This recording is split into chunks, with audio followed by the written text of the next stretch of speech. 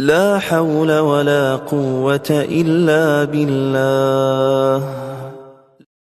Dalam catatan sejarah mulai dari masa Nabi dulu, banyak di antara kaum-kaum yang menyembah selain Allah. Ada yang menyembah patung, ada yang menyembah orang-orang yang soleh, ada yang menyembah malaikat, ada yang menyembah matahari. Salah satu dari hadisnya itu juga dapat dibaca dari hadis Adi ibn Hatim. Bagaimana makna dari menyembah orang soleh itu seperti apa? Apakah menyembah orang soleh maksudnya menuhankan mereka? Menganggap mereka Tuhan? Tidak. Maka ketika Adi ibn Hatim datang menemui Rasulullah SAW, itu dalam riwayat dikatakan bahwa di Hatim itu memakai kalung salib.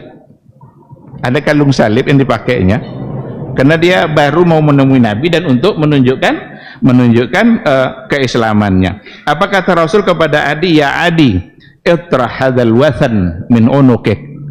Lepaskan kalung salib itu dari lehermu. Wathan itu sesuatu yang disembah.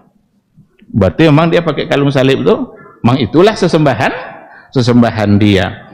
Lalu Rasul membacakan kepadanya ayat yang dibaca oleh Nabi ketika itu adalah ittakhadhu ahbarahum wa rubanahum arbabam min dunillah.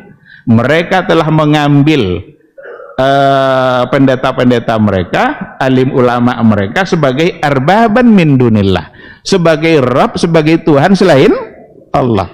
Berarti mereka menyembah orang-orang alim, orang-orang soleh, para pendeta-pendeta mereka. Itu kebiasaan kaum Adi ibn Hatim. Lalu kata Adi, ya Rasulullah, inna lasna na'buduhum. Kami tidak pernah menyembah mereka. Jadi tidak kami sembah yang dudanya. Orang soleh itu tidak kami sembah adanya. Fakala, lalu Nabi berkata, alaysa yuharrimuna ma ahallallah fatuharrimunahu wa yuhilluna ma harramallah fatuhillunahu. Bukankah mereka itu mengharamkan yang dihalalkan oleh Allah lalu kalian ikut pula mengharamkan, atau mereka menghalalkan yang diharamkan oleh Allah lalu kalian ikut pula menghalalkan? Allah bilang haram, dia bilang halal, ikutan dia, kita ikut pula untuk menghalalkan pada Allah mengharamkan, atau kebalikannya, diharamkan apa yang dihalalkan oleh Allah. Kata Adi, iya itu itunya. Berarti keputusan halal haram boleh tidaknya, baik buruknya itu adalah menurut ulama mereka. Lalu kata Nabi, fatilka ibadatuhum. Itulah yang dimaksud dengan ibadatuhum. Berarti kalian menyembah mereka. Oleh karena itu mereka menjadikan pendeta-pendetanya, orang-orang alimnya sebagai Tuhan yang disembah. Bukanlah mereka menganggap mereka itu Tuhan, tidak.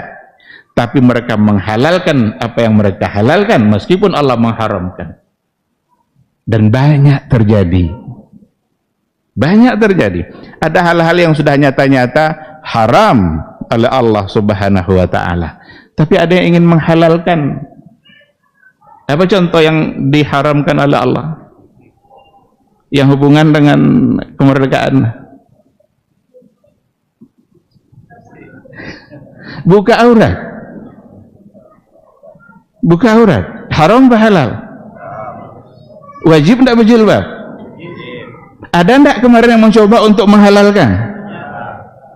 Kalau diikuti berarti sudah menyembah mereka,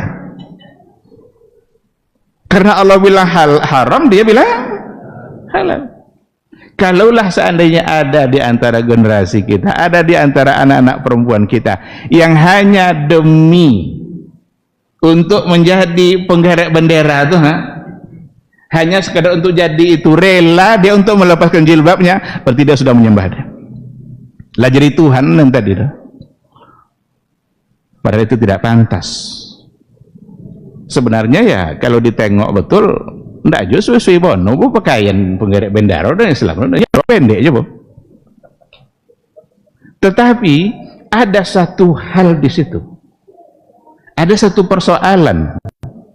persoalan jilbab yang memang sudah ditegaskan dalam Al-Quranul Karim. Rasul memerintahkan mulai dari anaknya, istrinya, wa nisa'il mu'minin. Karena itu kan, ya ayuhan nabi kulli azwajika wa banatika, sampaikan pada istrimu, pada anakmu, wa nisa'il mu'minin, dan perempuan-perempuan mukmin, agar dia menutup aurat. Ketika persoalan ini kita lawan dengan cara menghalalkan, ini masalahnya. Jadi masalah tidak cik masalah pasukan penggerek bendera saja. Ada satu ketentuan agama yang sekarang sedang diutak-atik yang harus dipertahankan. Kalau hanya sekedar untuk pasukan itu aja, ya nyalun sesuai wanudul malah kan. Maka kita perlu juga untuk mengusulkan, apa salahnya kalau seandainya memang pakaiannya harus lebih sempurna. Ke depan nih bukan lagi jilbab yang dipersoalkan, justru rok pendek itu harus disempurnakan, harus panjang.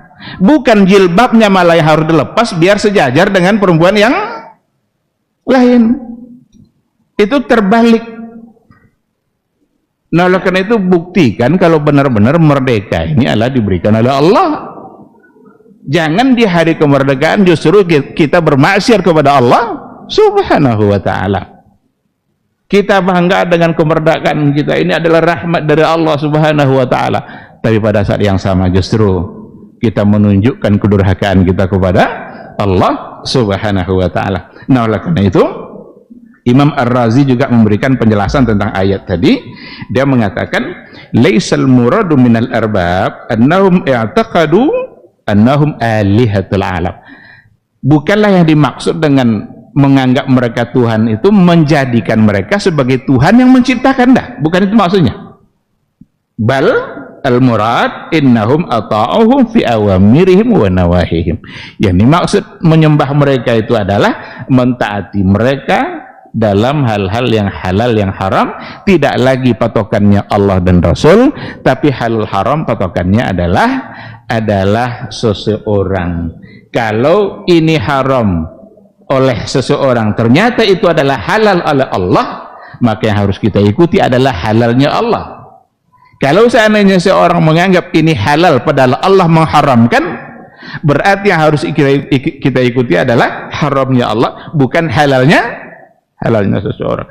Kalau seandainya halalnya seseorang yang kita ikuti padahal bertentangan dengan Allah, berarti sama dengan menyembah mereka. Dan Islam datang untuk menghapus semangat itu.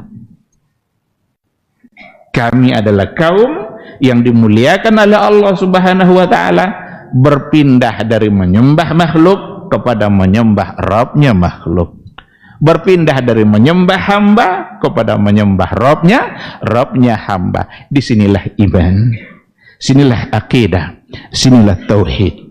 Karena kalau seandainya tidak, berarti tauhid kita pasti bermasalah.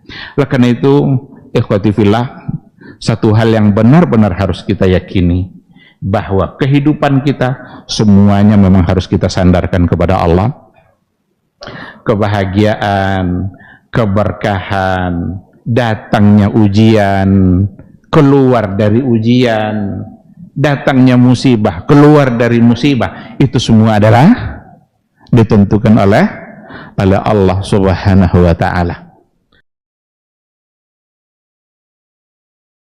لا حول ولا قوة إلا بالله لا حول ولا قوة إلا بالله لا حول ولا قوة إلا بالله لا حول ولا قوة إلا بالله